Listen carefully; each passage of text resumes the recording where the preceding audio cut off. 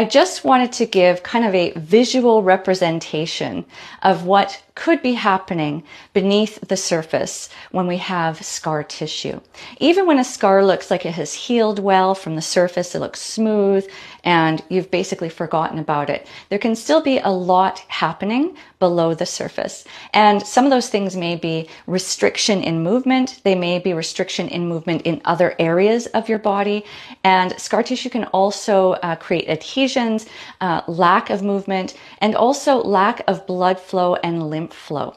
So it doesn't get to act as it naturally and normally should, like healthy tissue would. So in this example, I'm just going to use the strap and tie it around myself. We're going to pretend that this is healthy skin tissue here. And as you can see, I'm moving and all of the tissue is moving and gliding and flowing as it should. And then we're going to apply a scar, some scar tissue. And you can see right away, as soon as I get this nice and tight, also limiting my breath in some ways. So you can see now that I've applied the scar that there are some restrictions, some wrinkles, some puckering, some pulling, some tension that has been created that's different from above and below. So just that in itself, there's pulling in the fascia, there's pulling in the tissues, and the functionality will be changed.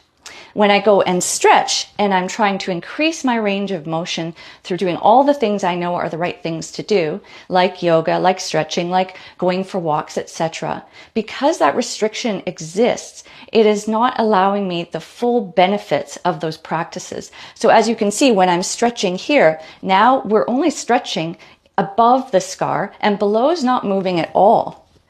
This is very similar to what is happening in live tissue that has an active scar. There's not a lot of movement, not a lot of blood flow or lymph flow. Things are not acting the way that they should.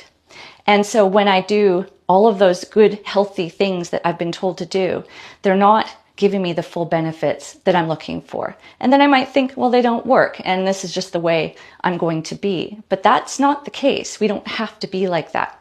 If we can apply some release techniques, scar tissue release on the scar itself, we can find that we can bring our tissue, in many cases, back to at least more mobility and fluidity and increase that range of motion, increase blood flow and lymph flow.